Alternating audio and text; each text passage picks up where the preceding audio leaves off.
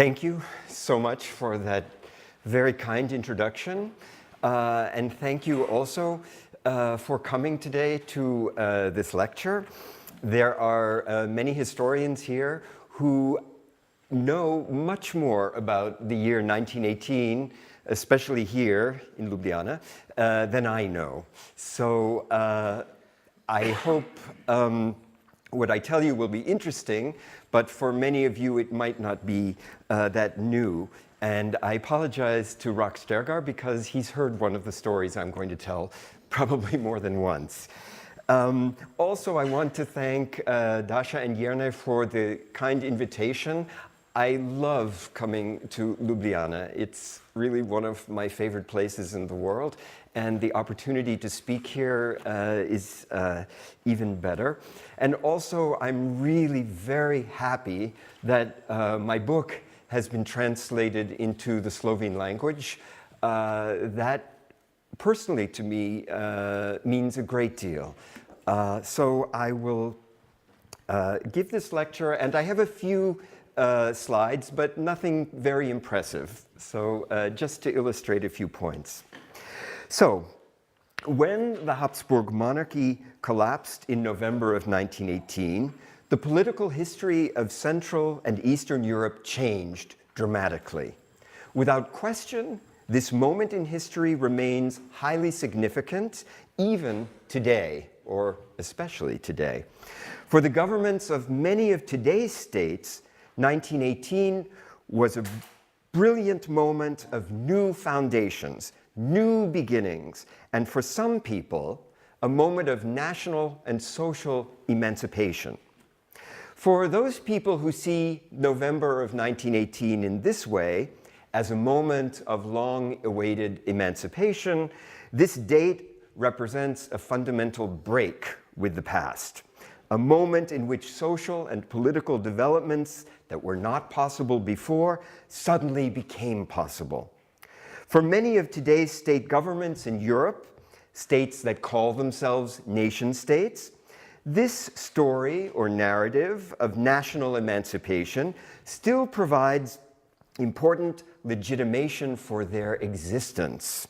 We saw this in the last year as governments promoted many scientific projects to recall the history of 1918 in these triumphant terms, and of course many celebrations. And if you go to the websites of many of these governments last year, you saw a lot of talk about the glorious moment of 1918.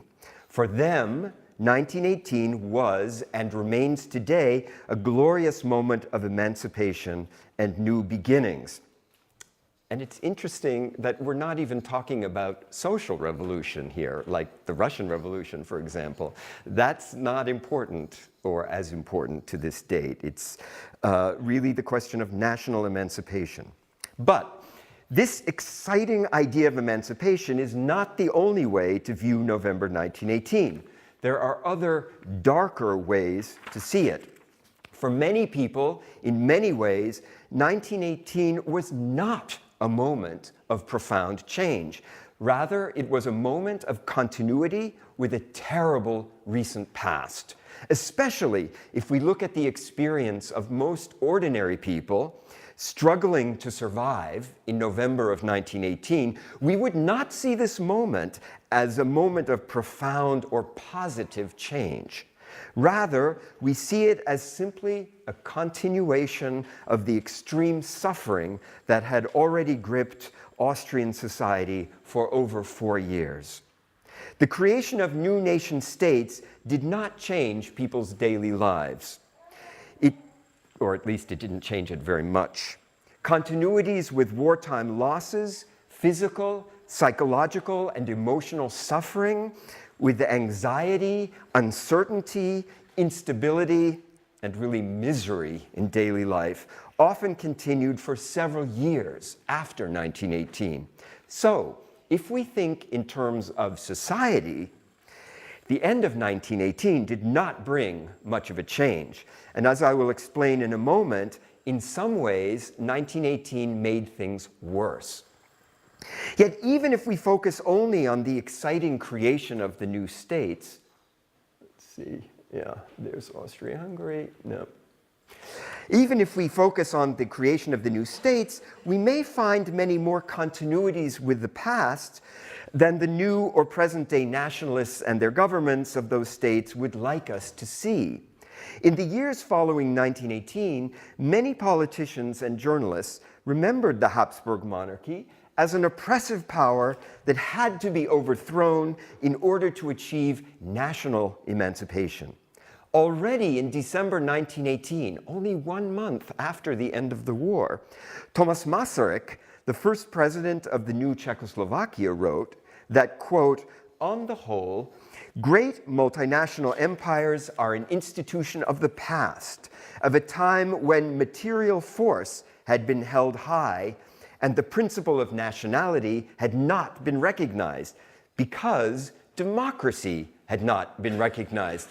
Now, from my point of view, this is such an interesting quotation because, of course, nationalism, I think, was so strong because the principle of nationality had been recognized in the Habsburg Empire. And the other interesting point about this quotation is the way that Masaryk links the principle of nationality to the principle of democracy, and the idea that the old empire could only survive through oppression. Like Masaryk, the new nationalist regimes and their propagandists, from newspapers to many academic historians, promoted this idea that empire had been oppressive in order to justify their new states and their new existence, and to position themselves as the carriers of modernity, progress, nationhood, and especially the idea of democracy. For the new states to appear in this positive light, they had to offer a strong contrast to the old regime, the regime that had collapsed. And they had to link their nationalism convincingly to ideas of democracy. In 1918 and the following years, it was not difficult to blame the empire for these many ills. Whatever their feelings about the Habsburg dynasty, and they were not very positive in 1918, what most people recalled about the empire was the 4.5 years war and the horrors of war. They recalled a war that was fought for little or no clear purpose. More than that, they recalled the utter incapacity of their empire to help with the profound human suffering of the war. After the war, people also recalled the arbitrary and unfair military dictatorship that had abandoned the rule of law and had persecuted some citizens based only on their national identification or the language that they use. And this was particularly true for Ukrainian and Serb speakers, but also, I'm sure most of you know, notoriously in Styria, in Steyr, for Slovene speakers in the summer and autumn of 1914, who were persecuted. Clearly, in 1918 or 1919, it was easy to see the old empire in a very negative light. But if nationalist activists thought the future was filled with bright possibilities, this enthusiasm for the brave new world of the nation-state did not extend to the rest of the population.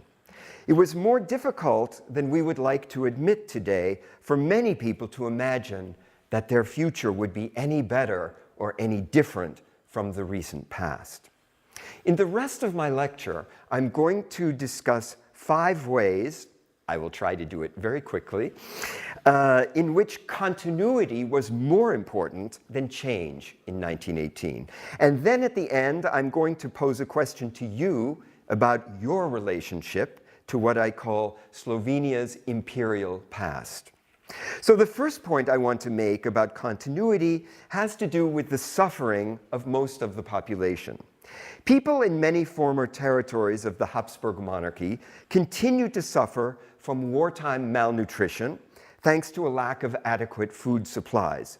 Many more people died from the spread of the Spanish influenza, a global epidemic that attacked the territories of modern Slovenia hardest between September and December 1918, as I learned from Katarina's article the other day. As many of you know, that epidemic killed more people globally, especially younger people, than had the entire First World War. The rationing of many foods and the experience of standing in line for hours to obtain food also continued in many places well into the 1920s. And of course, this rationing, or the unavailability of some foods, left people very vulnerable to many other diseases, not simply the Spanish influenza. Studies of child malnutrition in post-war Austria, for example, showed how badly the effects of the war had hit the next generation. Ordinary people frequently remarked with frustration and anger about this continuity of bad conditions before and after 1918. In the Prague suburbs in December of 1918, for example, demonstrators massed in front of the town halls to complain that conditions for food had not changed since the end of the war and the founding of the new Czechoslovak Republic. Food riots, plundering of shops continued throughout 1919, as well as demonstrations against profiteering. In 1919 and 1920, there were over 300 food demonstrations in Prague alone. Demonstrations, by the way, that had nothing to do with other kinds of demonstrations like industrial strikes, of which there were almost 600 in 1920. Demonstrators constantly complained about profiteers, and they warned, quote, "We want a republic without thieves," end quote. People across Central and Eastern Europe were angry that the fall of the empire and the formal end of the war did not bring about an end to the war economy and the failed system of food rationing. From a perspective of daily life, of food and disease, the revolutions of 1918 brought very little change. My second point is about violence.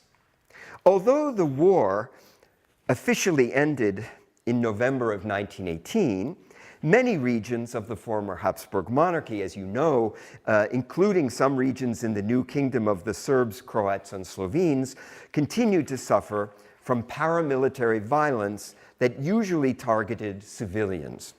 In Croatia, for example, the so-called green cadres, who the National Council in Zagreb simply could not control, occupied landed estates and attacked members of the bureaucracy. More problematic, in the hinterland of Croatia, as historian John Paul Newman tells us, Croatian peasants often treated the arriving Serb army as an army of occupation rather than liberation. Italian paramilitaries, as we know too well, famously occupied the Dalmatian city of Rijeka.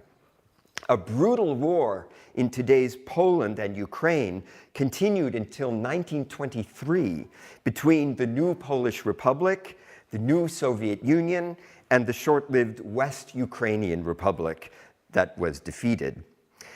In Hungary, fighting continued not only between Hungarian and Czechoslovak militaries, or between Romanian and Hungarian forces, but also as a bloody civil war of so-called whites against reds, in which paramilitary groups killed over 1,000 civilians and imprisoned tens of thousands, especially Jews. In fact, for the Jews of Central and Eastern Europe, these years after the war were a period of radically increased violence, pogroms, and persecution. So while the war may have ended formally in the West, and of course the West is always the influential part of the story, on November 11th, 1918, in terms of people's experience, the experience of civilians, military violence continued across Central and Eastern Europe into the early 1920s. And this doesn't even begin to address another question that's only now being researched about violence within families, relating to the return of soldiers from the POW camps in Russia and how their return changed the relationships within families.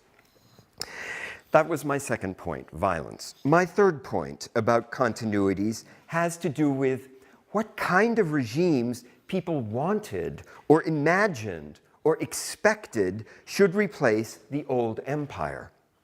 This question was not at all clear in the first months after the collapse of the Habsburg monarchy, as I will explain in a moment.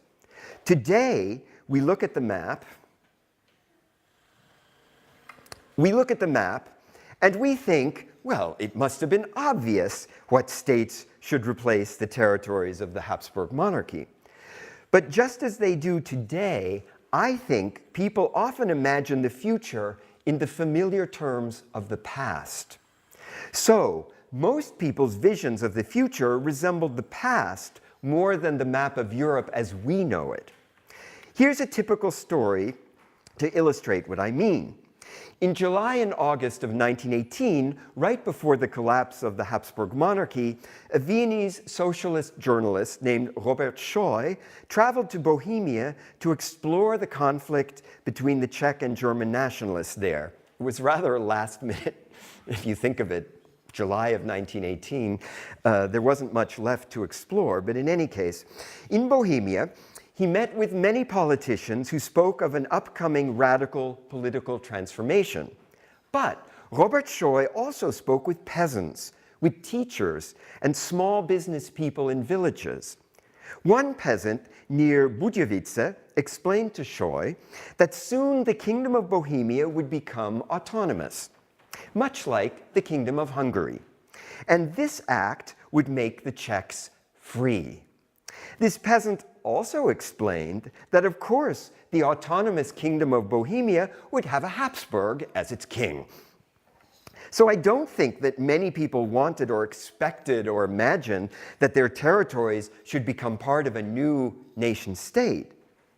I also think that most people, like Schoy's Bohemian peasant, understood their identification or their loyalty more in terms of their region than in terms of a new big nation state. I think most people imagined that their region would gain some kind of autonomy in the post-imperial world. The importance of daily survival, as I mentioned, with regard to food and disease, also had a great deal to do with how people imagined the politics of the future. As some recent historians have discovered, especially the Hungarian historian Gábor Egri, many nationalists actually worked together in their communities with nationalists from other nations in the last weeks of 1918 to secure the food, fuel, and above all, stability for their communities. It was more important for them to provide local stability and human survival than it was to create some kind of independent nation state. Egri's ERC project has found several excellent examples of this kind of multilingual cooperation, especially in the regions of Transylvania and what is now Slovakia. But this kind of cooperation of the situation or of the moment, cooperation for survival, is not my only point. Another point is the way in which the towns or the regions imagined their future political homes. Here we see much continuity as well as change. For example, after the left-wing Károly government created a new democratic regime in Hungary at the end of 1918, for example, a regime that, as we know, didn't last very long, several towns and counties in the non-Hungarian speaking parts of Hungary proclaimed their loyalty to this new Hungarian state.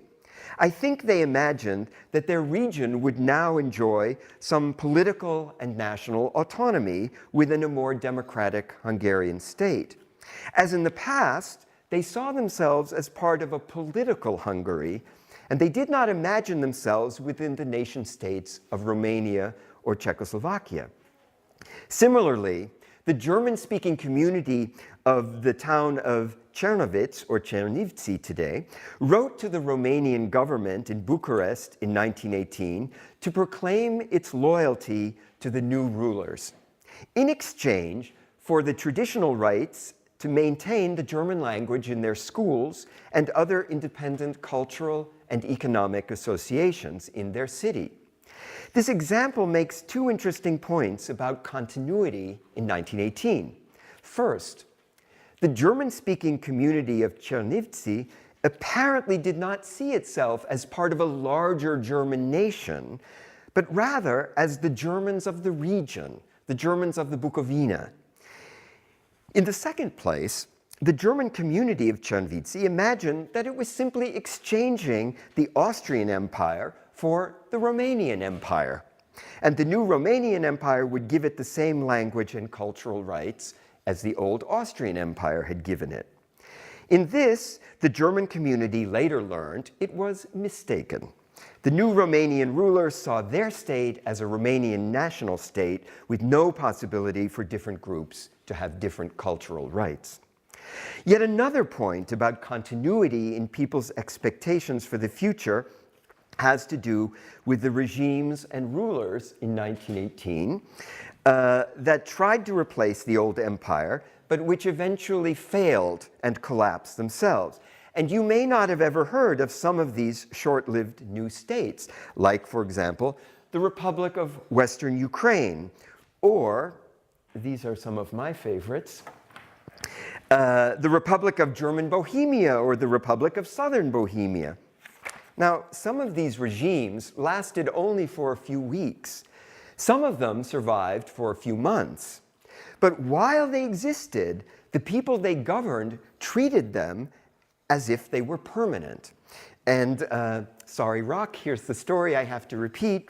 To illustrate this reality, let me cite the example of a certain Helene Hlavic and her fruit. On November 12th of 1918, just after the official end of the war and the Habsburg monarchy, Helene Hlavic, a merchant's wife in Bohemia, appealed to the authorities of the new state in which she now found herself. This state was called German Bohemia, Deutsch Böhmen, and its provisional capital was in the city of Liberec or Reichenberg. The police had charged Miss Hlavic with demanding too high a price for her pears. And in her petition to the government of German Bohemia, Hlavic stated that she had originally bought the pears at 2.5 crowns per kilo and, quote, after sorting through them and having to throw away more than 1/4 of the pears because they were completely worthless and inedible, she charged her clients 3 crowns for a kilo. The fruit she sold for this price, she said, was perfect, the best and finest pears. Mrs. Hlavic also demanded that her petition be forwarded directly to the new state capital in Reichenberg. Now, I found this letter, with many, many others, in the archive of the Austrian Republic, where the records of this lesser-known state of German Bohemia are now kept. Now, what's interesting here is that the people in this state assumed this would be the new government, and they acted as if this was the new government. They didn't have an idea of Czechoslovakia. And of course, most of you probably haven't heard of this state, German Bohemia, because it didn't last very long. But at the time, in December of 1918, German Bohemia was important to the many people who lived within its borders. Like Helene Hlavic, these citizens wrote hundreds of letters, hundreds of petitions, hundreds of complaints to the new government. They wanted a better supply of food. They needed coal to heat their homes and offices.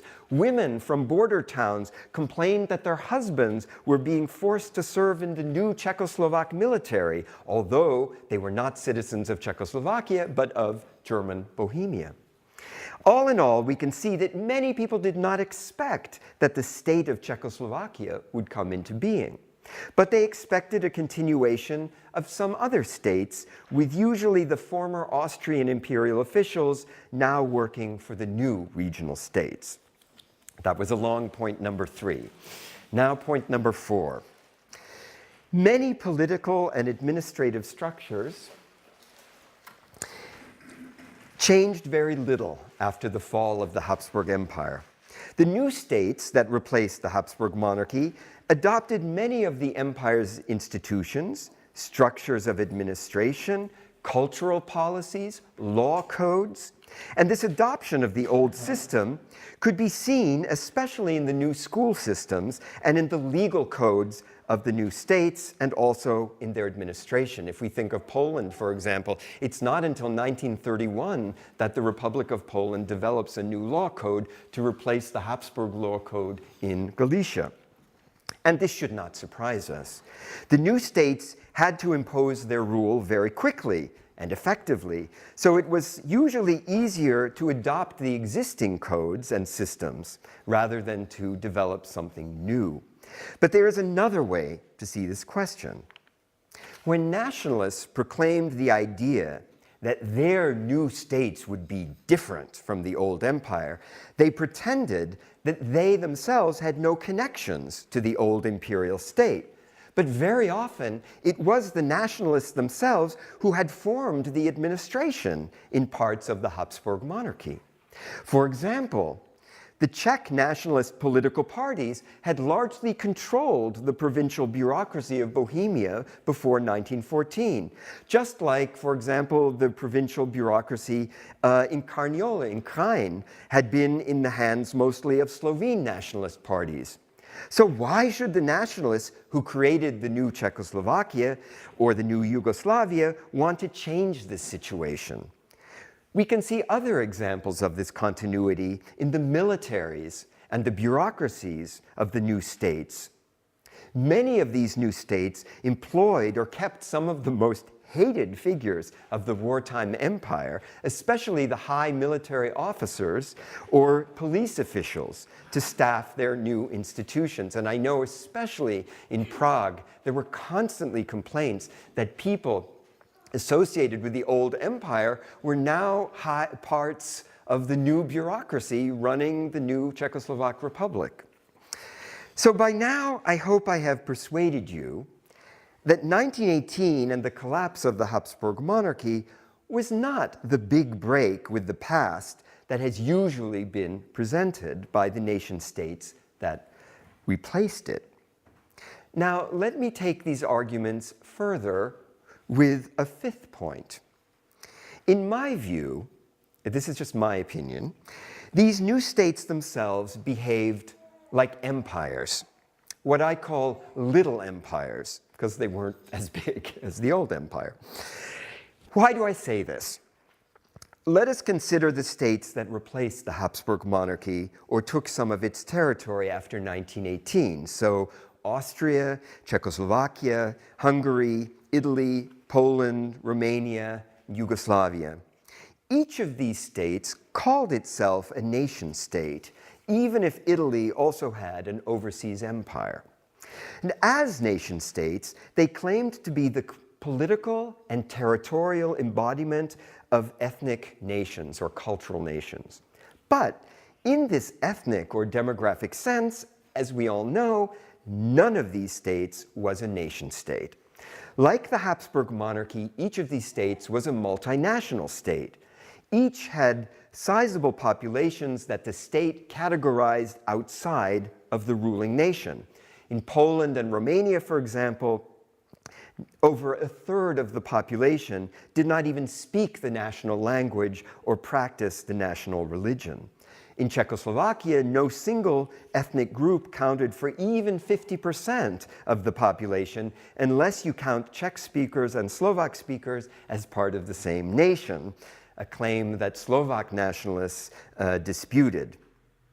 Leaving its overseas empire in Eritrea and Libya out of consideration, Italy, too, now ruled over hundreds of thousands of Croatian, Slovene, and German-speaking peoples. The union of Serb, Croat, and Slovene peoples, later called Yugoslavia, also included thousands of German and Hungarian speakers, to say nothing of Macedonians and Albanians. Even in Little Austria, or maybe I should say especially in Little Austria, the existence of Slovene speakers in Carinthia and of Croatian and Hungarian speakers in the new province of Burgenland dominated the imaginations of imperial nationalists. So even though they had lost the empire, they now focused their attention on the danger of the Slovene speakers and the Hungarian and Croatian speakers in the new tiny Austria. Now, why did this matter? Well, in the old empire, language use had not been tied legally to the status of citizenship. And this, I think, is important. Even if in the Hungarian half of the empire, language use had been connected to other kinds of administrative rights, but not to citizenship. In fact, in the Austrian half of the dual monarchy, language status had mostly been a question of personal choice in the situations of education, where to send your child to school, or when you were communicating with state officials, for example, in the law courts. Now, however, your legal status and the civil rights that you enjoyed as a citizen of a state depended on whether you belonged to the ruling nation or nations. The new states defined the other groups as minorities outside of the nation. They tried, sometimes forcibly, to nationalize some of these groups, and when that failed, they targeted some groups for ethnic cleansing through expulsion or so-called population exchanges. And population exchange, as we know from the Treaty of Lausanne, is a very nice term that makes invisible the terrible suffering of the people who were exchanged. The peace settlement after the First World War did require the new states to guarantee the citizenship rights of the minorities, but these efforts and these laws were almost never enforced. Also, the fact that the Western powers didn't have to sign the minority rights treaties meant that for the new states, it was clear that the Western states didn't really believe in this either, or I guess you would call Italy a southern state, but they didn't have to sign it as well. Now, this point is illustrated, I love this picture. This point is illustrated by the motto written on a marble pillar inside the entrance of the Great Romanian Pavilion at the World's Fair of New York in 1939. And if you went inside this very impressive pavilion, you saw the following motto written above: Romania has over 20 million people completely united in language, tradition, and culture. I expect that by saying it, they were hoping it would be true. This was the most important message the Romanian government wanted the rest of the world to know about Romania. At best, this message was really wishful thinking. At worst, this message became the basis for persecution. Now, these states engaged in typical imperial practices of another kind as well. Each of these states tried to expand its territory at the expense of its neighbors. This was one reason most of them had so many national minorities. In typical imperial fashion, these states sought to protect their peripheries by acquiring new territories to buffer them from their enemies. For strategic, or perhaps historic reasons, Czechoslovakia, Italy, Poland, Romania, and Yugoslavia each sought to gain as much territory as it could at the Paris Peace Conference, even if that meant acquiring more national minorities as well. Poland demanded territory from Lithuania, Belarus, and Ukraine. Czechoslovakia claimed a piece, as you can see from the map, the northeastern piece. Czechoslovakia claimed a piece of northern Hungarian territory inhabited mostly by Ukrainian, Yiddish, and Hungarian speakers called Subcarpathia. Why? Well, the new government of Czechoslovakia claimed that it needed this territory for strategic purposes. But using the same kinds of arguments the Habsburg monarchy had made when it occupied Bosnia-Herzegovina, the Czechoslovak state made of this backward territory a kind of colonial project to be improved and modernized by an enlightened Czechoslovak administration. Really, I should say, an enlightened Czech administration. After the First World War, the new Polish government argued that it should be given Germany's colonies in Africa and Asia because it wanted an overseas colonial empire, and a major state in Europe had to have overseas colonial holdings in order to be taken seriously. And each of these states ruled its new peripheral territories in a highly centralized way, employing violence when necessary to pacify the minorities. So to conclude this section, when we step back to take a longer view of the period after the fall of empire, it is possible to see the following period not simply as a period of revolutionary change, although there is much change, but rather as a period of continuity. I also think it's difficult to speak of a post-imperial or post-colonial period in the 20s and 30s. Well, I even think even in the 50s and 60s and 70s. But as historians, I don't think we need to choose between these two alternatives, breaks or continuities, revolution or the same thing. We should understand the ways in which this period produced some significant changes, while recognizing that many continuities linked this new world with the old world. Or rather, we should see that these continuities show us how this imagined new world, in fact, grew out of the structures and beliefs of the existing world. I don't want to call it the old world, but the existing world. So in my remaining time, I want to raise a different question. I hope you'll see how it's connected to my topic, about Slovene national history. And it's a question that I think follows from consideration of these events from 100 years ago. And by the way, I would raise this question also for somewhat different reasons about the history of the Austrian Republic today as well. And I hope you'll see what I mean in a moment. The question of how we give meaning to the events of 1918 and the following years is more important to you today than I think you might realize. How should you understand the history of this state, Slovenia? And how should we understand the history of Slovenes or Slovenia before the 20th century?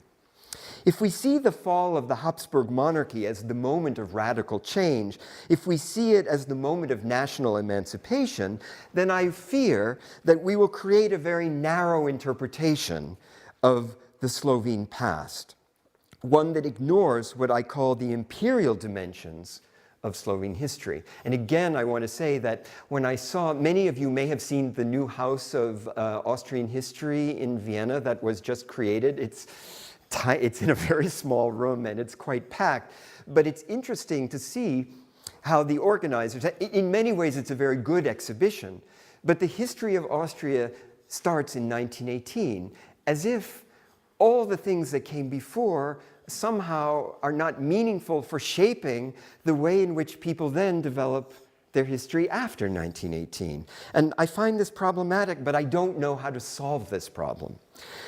The idea of an imperial dimension to Slovene history might seem a bit crazy to you. So let me ask this question a bit differently. If you're a citizen of the country that today is called Slovenia, then what exactly is your history? When does your history begin?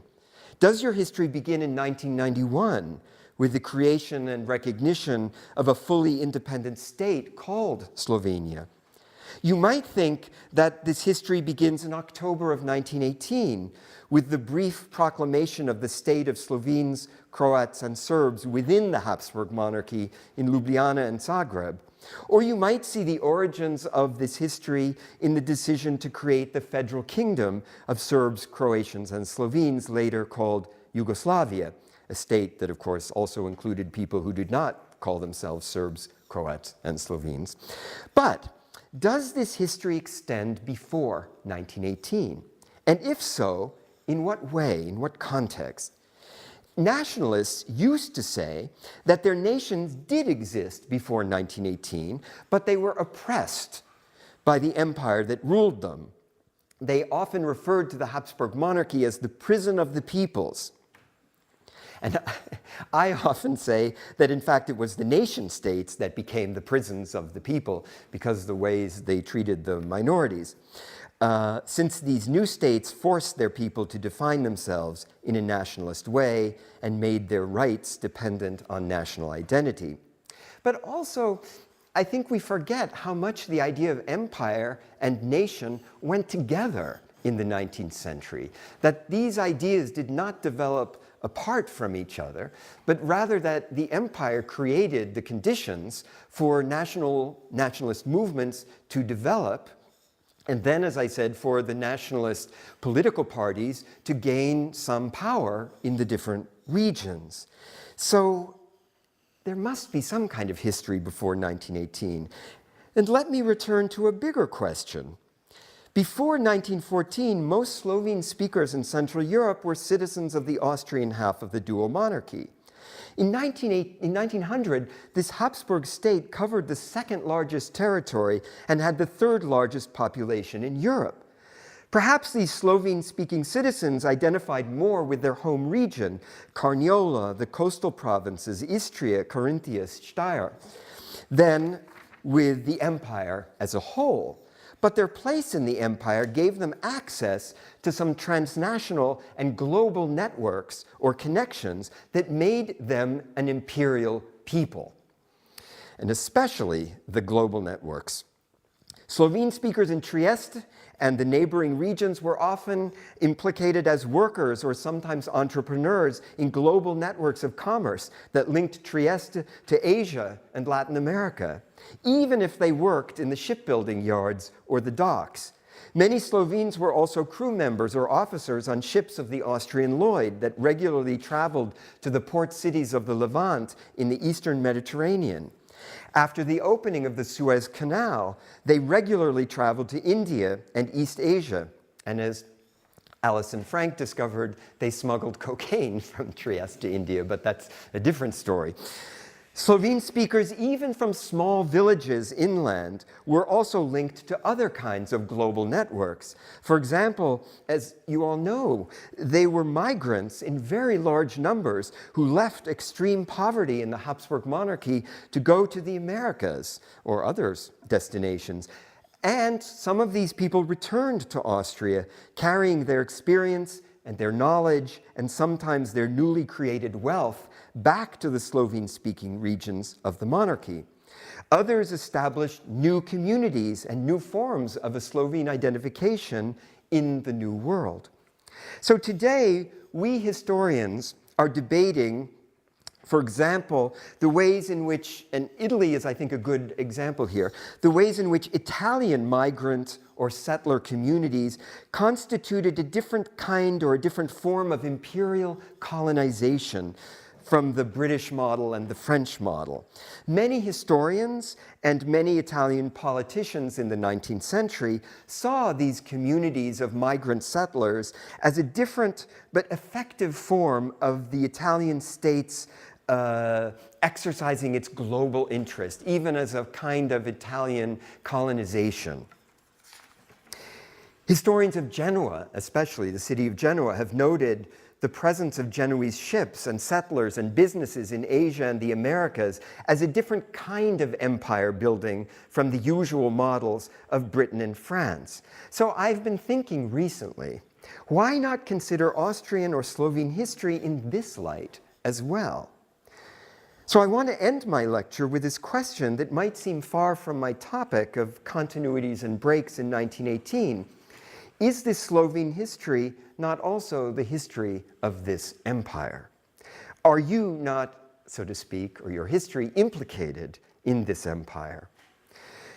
My answer, or sorry, one more question, to whom does the history of the Habsburg Empire belong today?